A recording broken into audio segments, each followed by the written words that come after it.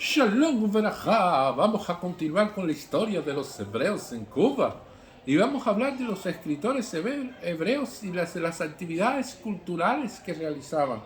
En estos primeros 40 años que hemos tratado la historia de la colonia hebrea de Cuba, y quizás por constituir un grupo totalmente aislado en Cuba fueron los inmigrantes del este europeo con que se empeñaron primero en una actividad creadora cultural. En los primeros años de su inmigración organizaron representaciones teatrales de aficionados, a veces con la ayuda de actores profesionales yiddish que llegaron de paso a La Habana.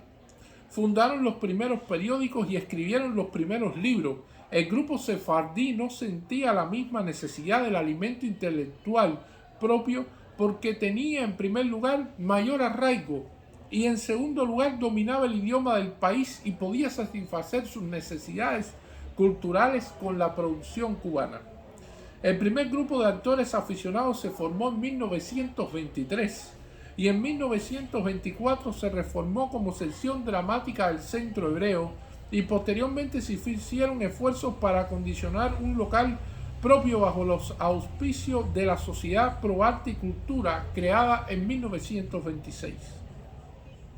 El teatro de aficionados floreció hasta 1931 y algunos alcanzaron varios éxitos notables.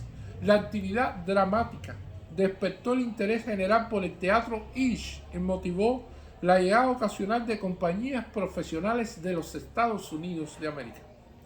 Además de estas funciones, se organizaron veladas culturales, conferencias, juicios literarios, en que se organizaba un tribunal para juzgar a determinadas figuras de novelas o dramas, etc.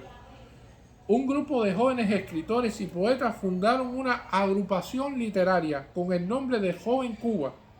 Pertenecían al grupo N. D. Corman, poeta yiddish, que posteriormente abandonó la isla, Eliezer Aronofsky, Oscar Pinish, Elef Alter, José Resnick, Yek Hassan y Abraham Weinstein.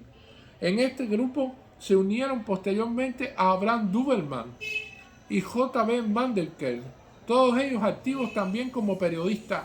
El primer libro judío que apareció en Cuba, el Oif in Silder en la tierra isleña, lo escribió Nathan D. Corman.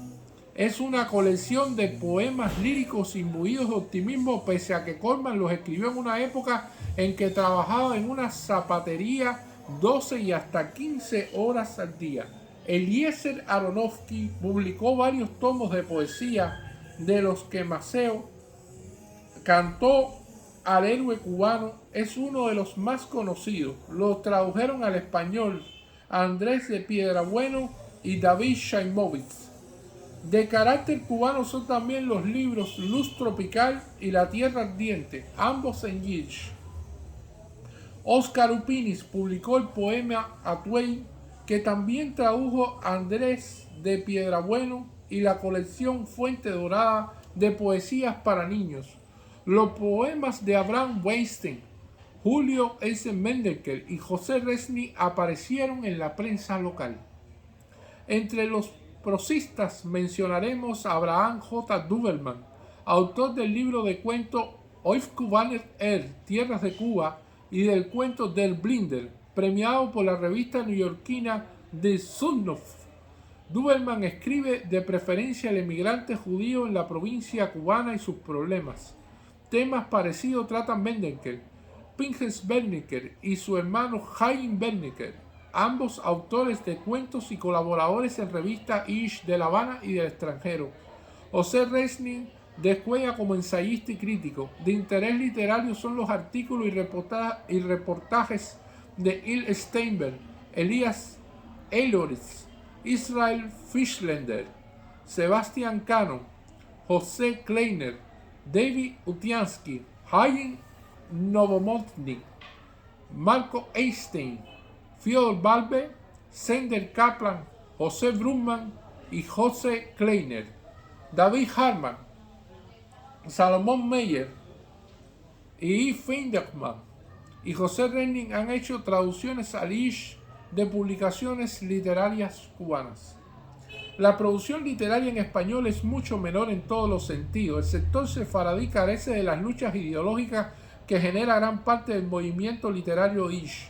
La nueva generación escribe más bien español cuando se decide hacer uso de la pluma.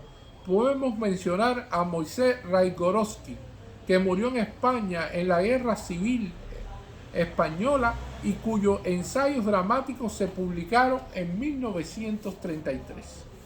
Sonia Wiener publicó en 1938 Compañeras y otros poemas. Ida Gleiser escribió 10 años de educación nazi en Alemania. Roberto Eskenazi, Alberto Maya, Julio Algassi, Abraham Schneider, Moisés Mitrani, Dionisio Castiel, Bernardo Luis Fischleider, Primitivo Ramírez, Raúl Maya, Abraham Marcus Materin y otros escribieron artículos de diversa índole para revistas judías y generales de La Habana. La llegada de un grupo de intelectuales judíos dio nuevo impulso a actividades culturales de todo género. Ante todo, se emprendió un estudio sistemático de la historia de los judíos del país. Este proyecto se debió a la iniciativa de varios profesionistas que recibían la ayuda del Joint y que no estaban en situación de poder dedicarse a otros trabajos a consecuencia de la legislación cubana.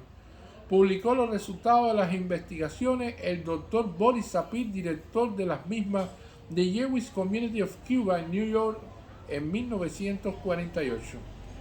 Los refugiados estrecharon los lazos entre la comunidad judía y la intelectualidad cubana. Publicaron en su revista Mittellunger informaciones, artículos de intelectuales cubanos y organizaron conferencias. 3 hombres de ciencia notables dieron conferencias y cursos en la Universidad de La Habana. El profesor Heinrich E. Flegenlander, autor de varios libros de sociología, publicó varios estudios en relación con la economía de Cuba. Los convenios azucareros de Bruselas de 1931 y de Londres 1937, la sociedad en poder de un solo accionista, etc. y el importante libro Historia Económica de Cuba de 1942. El doctor Boris Goldenberg, joven sociólogo ruso, pronunció un ciclo de 6 conferencias sobre sociología del fascismo alemán y grupos sociales. El doctor Desiderio Weiss, activo también como dirigente sionista, dictó una serie de conferencias en la universidad, varias de ellas introducción a la logopedia y foniatría, fonética y ortografía, etc. Se publicaron en revistas científicas de La Habana. El doctor Weiss trabajó activamente en la clínica de lectura de la Facultad de Educación. 3 abogados fueron nombrados miembros del Comité para el Estudio de la Posguerra del Colegio de Abogados de La Habana. El doctor de Abraham, destacado abogado de Bucarest. El profesor Dorn, antiguo presidente del Comité Fiscal de la Liga de las Naciones. Y el ya mencionado doctor E. Flegenlander. Varios pintores judíos exhibieron sus obras en la sala del Lyceum Club, entre ellos Roberto Altman, Walter Ruiner, Salomon Lerner y Otto Teodoro Hobsbawm, todos recién llegados y que ejecutaron trabajos interesantes de tema cubano. El famoso pintor húngaro Pablo Lukács escribió también y exhibió en el Círculo de Bellas Artes. La colonia húngara regaló un gran cuadro del patriota Lajos Kossuth al gobierno cubano y actualmente adorna la sala de sesiones de la Cámara de Representantes.